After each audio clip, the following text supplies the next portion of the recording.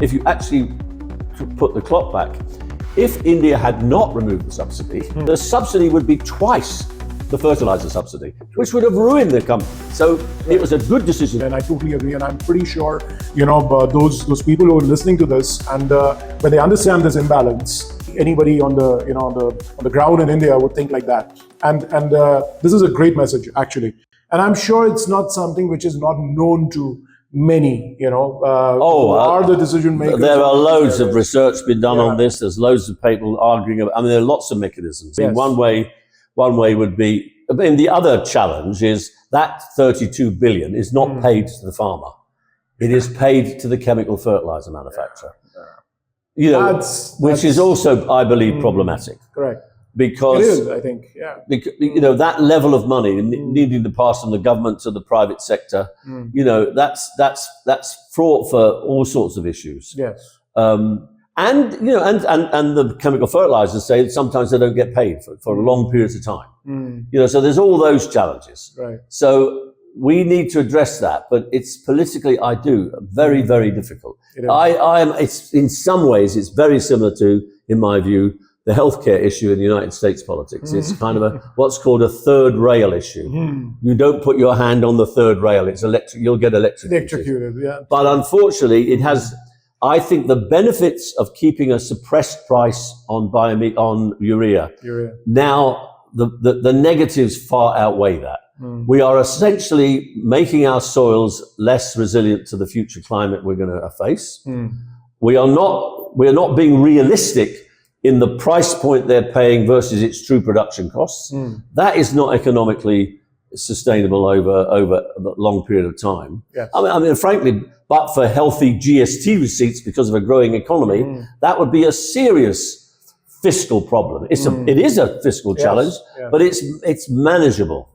So I think we need to address that somehow. Yeah. I would like to see us start moving it up slightly. I mean, if we could move the urea price to 600, say, over a 3 or 4 year period, and in that period, don't let the farmer pay anymore. Give the subsidy directly to the farmer. Right. And that would be a very important political moment in the sense that you'd move the subsidy from the bag and put it in the farmer's hands. And there's an existing scheme the government has, I think it's called PM Kisan, yes, where you can recycle payments directly through to the farmer. Yes, so for the first 3 or 4 years, he would get as you would take the subsidy amount up from say 266 to around 600. It wouldn't actually cost him, but he could choose how he wants to spend the money. Correct. But it doesn't cost him anymore. If he chooses to buy a bag of urea, he's not going to pay anymore because he's being reimbursed by that mechanism. Right. But the important distinction that would do is he could go to an agricultural dealer and he could either pay 600 for the urea, or he could buy a branded fertilizer at 500, and it would show that he was getting a cheaper price. That would be a fiscal incentive. That's a solution. That's a great solution. Exactly. But it would require, it's a big challenge. Yes. No doubt if the government announced it, there would be a huge lobby that says you're anti-farmer, you'll ruin farmers' livelihoods. You'd have to, just as people said, you can't take the subsidy off diesel because the sky will fall in. Well, it didn't. Food prices didn't go through inflation. Of course. Transport companies didn't go out of business. It happened. You were able to manage that. Yeah, it's slided through. It just, everybody... Plus, the thing, there's another issue. There's another good example in India. Having the government too involved in the operation of markets is not good. I'll give you another example. The very revolution in this country with the telecom sector. You have a hugely successful telecom business. Consumers are benefit today with some of the lowest data costs in the world. In the world, that's true. But if you figure, if most Indian people talk to their parents, to get a landline took forever. You had to go and get permission. You waited forever. Now, I've got I think back in 2003, I think there was something like 1 million mobile users. Today, there are 1 billion.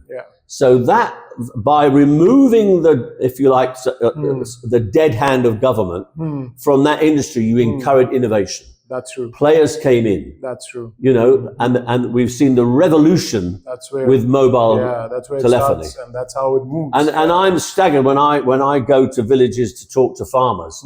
They've all now got a mobile phone. Of Now course. it may not be a smartphone, but they've got some mobile device. Yeah, now. no, I've seen smartphones. Absolutely. Yeah, you know, and India did that, and that was a revolution. And India today has the huge benefit of it. True. It led ultimately to the fantastic, you know, the Aadhaar system, the amount of businesses that have been built off that digital infrastructure. You have the fastest growing digital payments business in the world.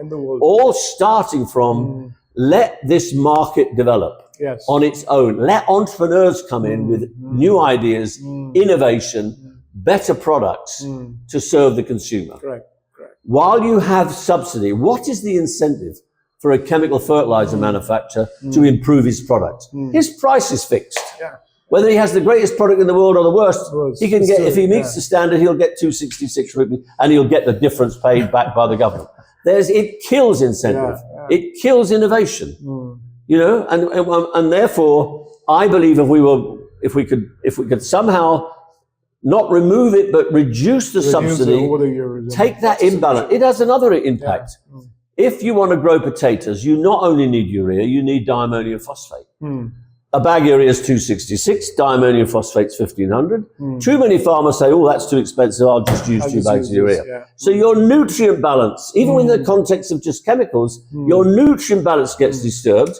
Your potatoes are growing without the necessary nitrogen or phosphate. So you're not growing healthy food. True, and which is not known to people. Exactly. See? Yeah, I mean, it's such a irony of the whole thing. Exactly. Yeah.